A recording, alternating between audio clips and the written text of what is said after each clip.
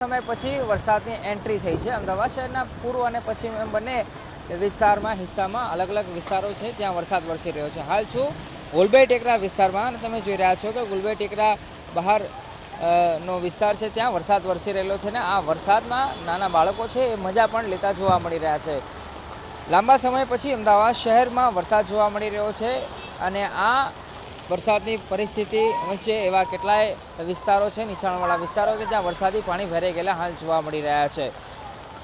ગુલબેટ ટેકરાથી નહેરુનગર તરફ જવાના રસ્તે પાંજરાપોળ તરફ જવાના રસ્તે તમે જોઈ રહ્યા છો કે ભારે વરસાદ વરસી રહ્યો હતો એના કારણે હવે વરસાદી પાણી પણ ભરાઈ ગયા છે અને લગભગ 1 કલાકથી વધારે જેટલો સમય હતો એ સમયગાળા દરમિયાન ધોધમાર વરસાદ પડ્યો હતો અને એ ધોધમાર વરસાદમાં વાહન ચાલકોએ પણ ખૂબ સંભાળીને પોતાના વાહનોને હંકારવાની ફરજ પડી રહી છે કેમ કે આ વિસ્તારો એવા છે કે જ્યાં વરસાદી પાણી ભરાઈ ગયેલા જોવા મળી રહ્યા છે। એક તરફ શહેરના રસ્તાઓની વાત કરું તો રસ્તાઓ બિસ્માર થયા હતા અને એવામાં જ્યારે હવે વરસાદી માહોલ જોવા મળી રહ્યો છે અને વરસાદી પાણી છેલ્લા 1 કલાકથી સતત વરસાદ વરસી રહ્યો છે એના કારણે જોવા મળી રહ્યો છે। પરંતુ હાલ રાહતની વાત એ છે કે જે શરૂઆતમાં વરસાદની ગતિ હતી, ફ્લો હતો, એ ગતિમાં થોડો ઘટાડો થયેલો જોવા મળી રહ્યો છે અને હાલ તમે જોઈ રહ્યા છો કે વીજળીના કડાકા પણ આ ધોધમાર વરસાદની સાથે સાથે જોવા મળી રહ્યા છે। કેમેરા પર્સન કમલેશ પટેલ સાથે અર્પિત દરજી, એબીપી અસ્મિતા, અમદાવાદ।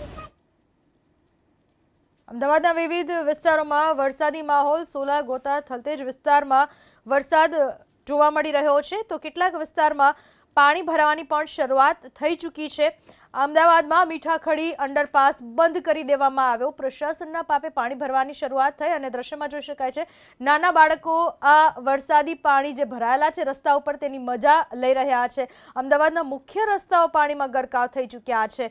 પહેલા મોટા સર્વે કરવામાં આવે છે કે અમદાવાદમાં કયા કયા વિસ્તારોમાં પાણી ભરાવાની શક્યતા સેવાઈ રહી છે। ત્યાં મોટા કાગળ ઉપર ખર્ચ કરવામાં આવે છે, પાણીના નિકાલ માટેના ખર્ચ જેને દર્શાવવામાં આવે છે, શબ્દો એવા વાપરવામાં આવે છે, પણ દર વર્ષે પાણીના નિકાલની સમસ્યા તો ઠેરની ઠેર જ રહે છે તો પછી કામગીરી કેટલા રૂપિયામાં કઈ જગ્યાએ કરવામાં આવે છે એ જ સૌથી મોટો સવાલ છે। હકીકત એ છે કે જેમ પ્રજા પાસેથી ભૂલનો દંડ લેવામાં આવે છે, ટ્રાફિકના નિયમોના પાલનની હોય કે ગમે તે હોય, તો આ જ રીતે જો અધિકારીઓ પાસેથી દંડ વસૂલવામાં આવે કે જેમણે પ્રી મોન્સૂન કામગીરી કરી છે પણ છતાંય પાણી ભરાયા, જો દંડ વસૂલવાની શરૂઆત કરવામાં આવે તો ચોક્કસ કદાચ આ સમસ્યામાંથી રાહત મળી શકે। આપણી સાથે હાલમાં જોડાઈ ચૂક્યા છે મારા સંવાદદાતા કુશાંગ સોની, જો મીઠાખડી અંડરપાસ પાસે છે। કુશાંગ, હાલમાં ત્યાંની સ્થિતિ શું છે, લોકોની કેટલી પરેશાની અને અમદાવાદ મ્યુનિસિપલ કોર્પોરેશનની કેટલી મોટી અણઆવડત?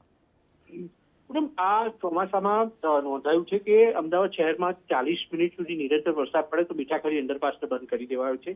સતત બીજી વખત એ પ્રકારની ઘટના બની છે ત્યારે મીઠાખડી અંડરપાસને તેને 12:15